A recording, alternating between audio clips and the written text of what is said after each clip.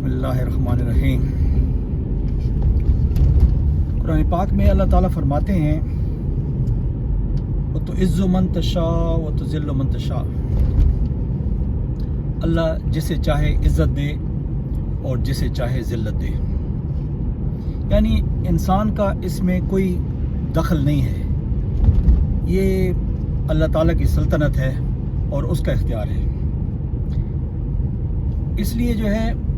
اگر کسی شخص کو عزت ملتی ہے تو دنیاوی لوگوں کو بھی چاہیے کہ اس کو عزت دیں، کیونکہ اگر اللہ اس کو عزت دے رہا ہے تو دنیاوی طاقتیں کسی ایسے انسان کو بے عزت نہیں کر سکتی ہیں جس کو اللہ نے عزت دی ہو۔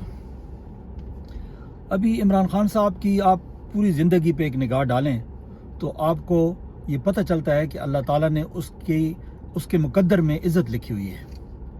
پرانی باتوں کو چھوڑتے ہیں، چلیں شروع کرتے ہیں جب اس کی حکومت ختم کی گئی، جب ریجیم چینج آپریشن کیا گیا تو اس وقت لوگوں کا خیال تھا کہ جس طریقے سے جو ہے باقی لوگوں کو اقتدار سے ہٹایا گیا تھا تو مٹھائیاں بانٹی گئی تھیں اور جناب لوگ جو ہے وہ سڑکوں پہ نکل آئے تھے، انہوں نے سیلیبریٹ کیا تھا، تو اس کے ساتھ بھی ایسے ہی ہوگا۔ لیکن بالکل اس کے الٹ ہوا، یعنی لوگ باہر نکلے، احتجاج کیا بجائے اس کے کہ مٹھائیاں تقسیم کرتے، اور اس کی حکومت کے ختم ہونے پر جو ہے لوگوں نے دکھ کا اظہار کیا اور اس کی سپورٹ کے لیے جو ہے وہ میدان میں نکل آئے۔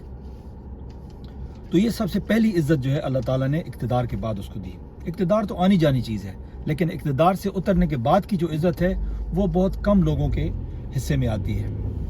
اچھا، پھر اپوزیشن والے یہ نہیں مانتے تھے کہ جناب کوئی سازش ہوئی ہے یا جو ہے کسی غیر ملک کی جو ہے ایما پہ جو ہے یہ سارا سلسلہ ہوا ہے۔ تو اس کے بعد آپ کو پتہ ہے کہ عمران خان صاحب کے دور میں نیشنل سیکیورٹی کونسل کی میٹنگ ہوئی تھی اور اس میں جو ہے ڈیمارش دیا گیا تھا، اور اس کے بعد پھر اپوزیشن کی جب گورنمنٹ آئی تو انہوں نے بھی دوبارہ نیشنل سیکیورٹی کی میٹنگ کال کی، اور اس کے منٹس میں بھی یہ بات موجود ہے کہ ہاں ایک غیر ملکی طاقت نے جو ہے پاکستان کے معاملات میں مداخلت کی تھی اور وہ جو ڈیمارش دیا گیا تھا وہ بالکل درست تھا۔ تو یہ اللہ تعالیٰ نے اس شخص کو یہ عزت دی۔ اس کے بعد جناب آپ دیکھیں کہ اس کو بے عزت کرنے کے لیے اس کے خلاف کوئی 200 کے لگ بھگ جناب کیسز بنائے گئے، اور ان کو عدالتوں میں روزانہ پیشیاں، کبھی ایک عدالت میں کبھی دوسرے عدالت میں، اور جناب اس کو جو ہے وہ انہوں نے ذلیل کیا، یہاں تک کہ جناب انہوں نے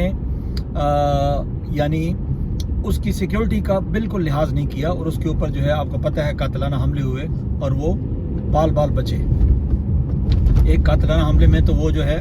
زخمی بھی ہوئے، لیکن اس کے باوجود اس کی عزت میں اضافہ ہوتا گیا، اس کی عزت میں کوئی کمی نہیں آئی، اور 200 کیسز میں جو ہے یہ لوگ کوئی ایسی چیز ثابت نہیں کر سکے، بلکہ تمام کیس ایک ایک کر کے جو ہے وہ یعنی آہستہ آہستہ ختم ہوتے جا رہے ہیں، کیونکہ عدالت تو ثبوت مانگتی ہے۔ عدالت میں تو آپ جو ہے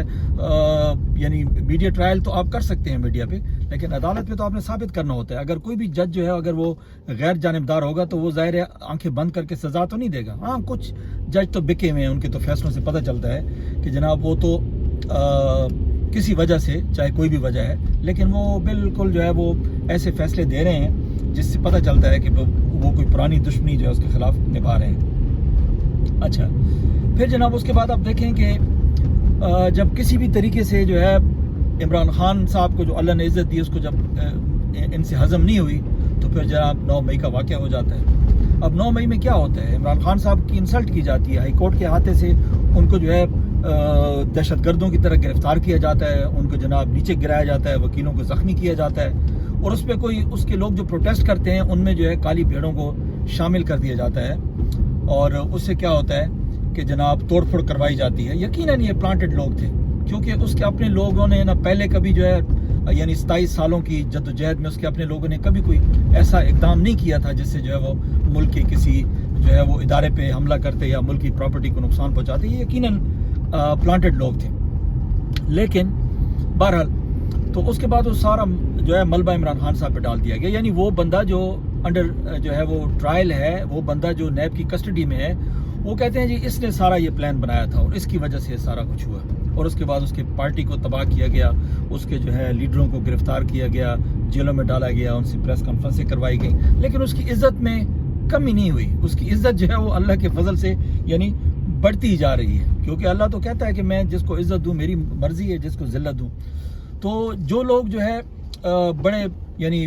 ریڈ کارپٹ ویلکم کیا گیا جن لوگوں کو, ان کی نصیب میں عزت نہیں ہے. یعنی پوری گورنمنٹ کے جو ہے وسائل جو ہے وہ ان کے لیے لگے ہوئے ہیں, لیکن اس کے باوجود بھی جو ہے وہ ان کو وہ عزت نہیں ملی ہے اور نہ ملے گی کبھی. اچھا, اس کے بعد ان کی کے پی کی اور پنجاب کی جو اسمبلیاں توڑی گئیں تو امید یہ تھی کہ بھئی الیکشن ہو جائیں گے, لیکن الیکشن نہیں کروائے گئے, یعنی اس کے ساتھ زیادتی کی گئی. اور اس کے بعد جو ہے کیئر ٹیکر گورنمنٹ ایسی لائی گئی کہ وہ جناب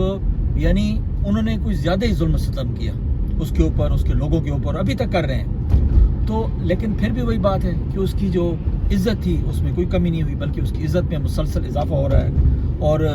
جو ہے اس کی پاپولیرٹی جو ہے وہ بڑھتی ہی جا رہی ہے. یہ لوگ بالکل جو ہے وہ اپنی تمام حرکات میں جو ہے ناکام ہو گئے ہیں. اچھا, پھر جناب اب یہ دیکھیں کہ اس کے ساتھ کتنا ظلم ہوا ہے کہ اس کی پارٹی سے الیکشن سمبل جو ہے وہ چھین لیا گیا ہے. باقی پارٹی نے بھی الیکشن نہیں کروائے ہیں, اس نے الیکشن کروایا, آپ نے ایکسیپٹ نہیں کیے, اب جرمانہ کر دیں جس طرح آپ نے جو ہے اے این پی کو جرمانہ کیا. لیکن نہیں, اس کو جو ہے انہوں نے یعنی ایک صاف پتہ چل رہا تھا کہ جناب اس سے کوئی پرانا حساب چکانا ہے. پھر اس کے بعد اس کو کمپین نہیں کرنے دی جا رہی ہے, اس کے لوگوں کے پوسٹر نہیں لگانے دیتے ہیں, پوسٹر وہ لگاتے ہیں تو یہ جناب پھاڑ دیتے ہیں, اور اس کے لوگوں کو جناب اندر رکھا ہوا ہے. یعنی خواتین جو ہے 8-9 مہینوں سے جو ہے اندر جیلوں میں پڑی ہوئی ہیں, اور ان کی تذلیل کے لیے جناب ان کو گندے گندے نشان دے رہے ہیں جناب. بیگن, جس طرح بیگن ہو گیا, سوری, اس کے علاوہ جو ہے جوتا ہو گیا, ڈھول ہو گیا, چمٹا ہو گیا, اور پتہ نہیں کیا کیا. یعنی مذاق اڑانا ہے نا, ان کا مذاق اڑانا ہے, تذلیل کرنی ہے. تو اس کے باوجود بھی اس میں اس کی جو ہے عوام میں جو ہے مقبولیت بڑھ رہی ہے, اور اللہ تعالیٰ اس شخص کو جو ہے وہ عزت دے رہا ہے. اب اندازہ لگائیں کہ دشمن کی گواہی جو ہوتی ہے وہ سب سے بڑی چیز ہوتی ہے. اب آپ دیکھیں کہ یعنی اس کے جو دشمن ہیں, یعنی جاوید ہاشمی نے ان کو پہلے نون لیگ میں تھے, پھر پی ٹی آئی میں آئے, پھر ان کو چھوڑ کے چلے گئے, وہ بندہ جو ہے وہ کھڑا ہو گیا اب اس کے ناموس کے لیے. وہ کہتا ہے کہ جناب یہ انہوں نے میرے ساتھ بھی ایسے ہی کیا تھا, اور اس کے ساتھ ظلم ہو رہا ہے, اور مجھے پتہ ہے یہ سارا کچھ کون کروا رہا ہے, اور میں اس کے کینڈیڈیٹ کو سپورٹ کروں گا. تو اب دیکھیں, اب جاوید ہاشمی کے گھر میں جناب اٹیک ہوتا ہے, کیوں بھئی, اس کو تم کیوں سپورٹ کر رہے ہو. اس کے علاوہ جناب خاقان عباسی جو ہے وہ نون لیگ سے علیحدہ ہو گیا ہے, مہتاب عباسی جو ہے وہ نون لیگ سے الگ ہو گیا ہے. کیوں؟ کیونکہ ظاہر ہے اللہ تعالیٰ نے ان کو عزت نہیں دینی ہے. اس کے علاوہ جناب اس کا کیا نام ہے اپنا, یہ جو حفیظ اللہ نیازی صاحب ہیں جو عمران خان کے کزن بھی ہیں, تو آپ ان کو دیکھ لیں کہ جناب وہ ہمیشہ سے اور شروع سے ہی عمران خان صاحب کے کرٹک ہیں, اور جناب انہوں نے بھی جو ہے یعنی وہ یہ کہتے ہیں کہ جناب عمران خان صاحب جیت گئے ہیں اس لڑائی میں, عمران خان صاحب جو ہے اس لڑائی میں جیت گئے ہیں. آپ اندازہ لگائیں یہ کتنی بڑی سٹیٹمنٹ ہے. تو اس سے پتہ چلتا ہے کہ جناب